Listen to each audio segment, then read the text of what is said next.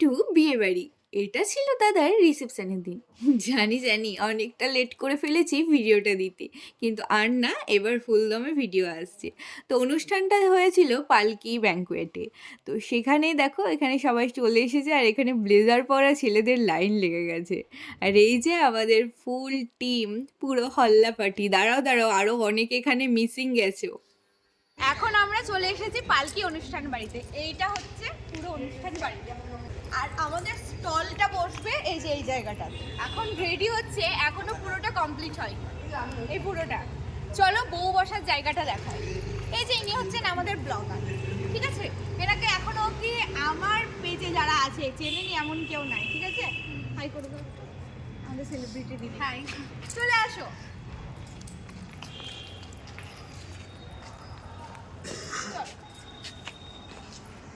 দেখি ভিতরে কি আছে। দাঁড়া ঢুকবো। এইটা হচ্ছে পুরোটা। ওই দিকটাতে স্টেজ করা হচ্ছে বউয়ের জন্য। এখানে বউ বসার স্টেজ। এখানে প্রচুর ফুল আছে, প্রচুর রকম ফুল। তোমরা যদি মাথায় গোজার ফুল না পাও এগুলো নিয়ে যাবে, ঠিক আছে? হ্যাঁ, প্রচুর রকম ফুল আছে। স্টেজটাকে একদম দারুণ রাজকীয় করে সাজানো হচ্ছে। আর সব থেকে ইন্টারেস্টিং পার্ট হচ্ছে আমাদের ডান্সটা। তো এইখানে আমরা ডান্সটা করবো। আরেকটু স্টেজটা আরেকটু বড় হবে। কি এখানে লাইটিং হবে নাকি? হ্যাঁ, পড়বে, ফোকাস টোকাস পড়বে। তো পুরোটা দেখিয়ে দাও একবার। কি সুন্দর লাগছে, আর পুরোটাই একটা মানে একটা অ্যাস্থেটিক ফিল আসছে। অ্যাস্থেটিক লুক আসছে। চলো তোমাদেরকে আরেকটা জিনিস আছে, এই যে দেখতে পাচ্ছ, এটা কি বলো? এটা হচ্ছে নকশিপুর রাজঘাট। ঝটপট কমেন্ট করো যে এই ছবিটা কিসের। এইটা হচ্ছে আমাদের মিষ্টি বৌদি, আর এটা ছিল বৌদি ভাইয়ের ভাত কাপড়ের লুক। চলো এবার রাত্রের পার্টিতে যাওয়া যাক। চলে এসেছি পালকিতে, আর এই যে আমাদের টিমও রেডি হয়ে গেছে। কার বিয়েতে এসেছি? কার বিয়েতে? আমার। আমি চিনি না, আমার কে হয়? ও, তোর মামা। দেখো তাদের সাথে দেখা হয়ে গেল। চিনতে পারা গেছে না আমাকে? বলছি না, চিনতে পারা গেছে। ভালো লাগছে সত্যি। খাওয়া দাওয়া করলাম, কেমন লাগছে বলো?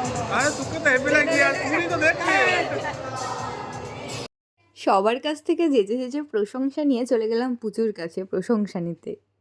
এদিকে মা আর দিদি চলে গেছে ফটোশ্যুট করতে। আস্তে আস্তে লোকজন জমায়েত হতেও শুরু করে দিয়েছে। একটু পরেই আমাদের অনুষ্ঠানটা শুরু হবে, ডান্স পারফরমেন্স। তার আগে দিদিদের সাথে একটু ছবি তুলে নিয়েছি, দিদি বৌদি সবাই আছে। তারপরে ভাবলাম যে এখন একটু চলো বাইরেটা ঘুরে আসি, কী কী স্টল বসেছে। তো দেখলাম কেবলমাত্র ফুচকাটাই শুরু হয়েছে, অন্যান্যগুলো শুরু হয়নি। তাহলে যেটা শুরু হয়েছে সেটাই তো খেয়ে নিই। ভিডিও করতে করতে এখনই আমার জিভে জল চলে এসছে, মানে সিরিয়াস। ফুচকার নাম শুনলে কোন মেয়ের খেতে ইচ্ছে করবে না বলো? তো এখানে ফুচকা টুচকা খাওয়ার পর এদিকে ভাই ছিল, ভাইকেও একটু খাইয়ে দিলাম। তারপরে আবার আমরা ভেতরে চলে গেলাম, কারণ একবার ভেতরে চলে গেলে ব্যস্ত হয়ে গেলে আর আসতে পারবো না খাওয়া দাওয়া করতে। এই যে আমাদের খুকুদি চলে এসেছে। খুকুদির সাথে একটু গল্প হাসি মজা করার পর এই যে এখানে বৌদিরাও ছিল, বৌদিদের সাথে একটু কথা বলে নিলাম। আর তারপরে এবার বাচ্চাদের নাচটা শুরু হবে, তো তোমরা দেখতে থাকো। দেখো দেখো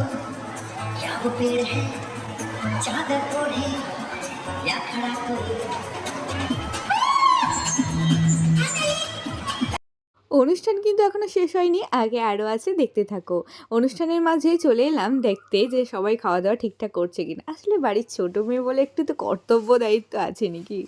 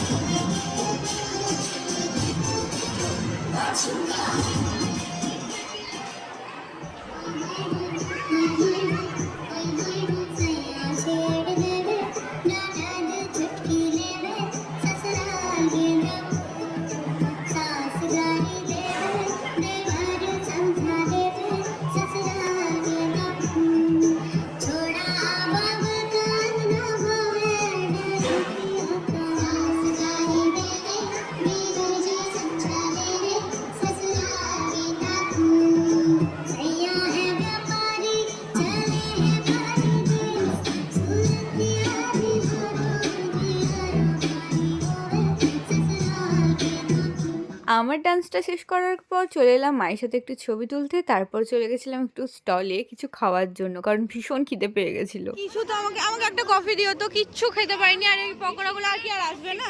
পকোড়াগুলো কি আর আসবে না? কখন থেকেই বলছি আসছে আর না। নাচের অনুষ্ঠানে এমনভাবে বিজি হয়ে গেছিলাম যে একটুও কিছু স্টলগুলোতে ঘোরা হয়নি, তাই এখন একটু কফি খাচ্ছি। মানে এটাই পাচ্ছি, মানে যাই যে স্টলেই যাচ্ছি বলছি শেষ হয়ে গেছে, ফুচকা তো শেষ হয়ে গেছে, বন্ধ হয়ে গেছে। ওখানে চলো তোমাদেরকে দেখে কি কি স্টল রয়েছে। ফ্রুট স্যালাডের স্টল, এই যে এই ঝুড়িগুলোতে ফ্রুট ছিল, এখন সব খালি হয়ে গেছে নাকি? মানুষের পেটে চলে গেছে।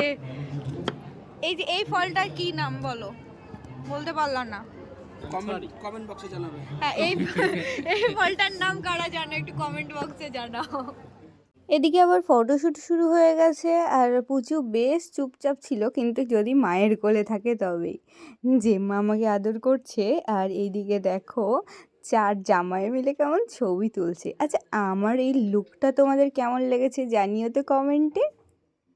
এবার চলো দাদার বিউভাতে কী কী মেনু আছে তোমাদের সাথে শেয়ার করি। প্রথমেই ছিল ফিশ কবিরাজি, আর তার সাথে কাসুন্দি। এদিকে প্রথম গাছ তুলে নিয়েছে জাম্বো মুখে, তারপরে চলে এসেছে কড়াইশুঁটি কচুরি, তার সাথে চানা মশলা। তো সেটা খেতে খেতে ওপরের ভিউটাও এনজয় করছিলাম, পুরো অ্যাস্থেটিক লুক দিচ্ছিল। আর সেই দিন আমাদের সবার কাছে একটা অনেক আনন্দের দিন ছিল, পরিবারের সকলের কাছে। চলো এবার খেয়ে বলি ফিশ কবিরাজিটা কেমন ছিল। বেশ ভালো ছিল, কিন্তু আমরা অনেকটা লেটে খেয়েছি তো একটু ঠান্ডা হয়ে গেছিলো, এটা গরম গরম বেশি ভালো লাগে।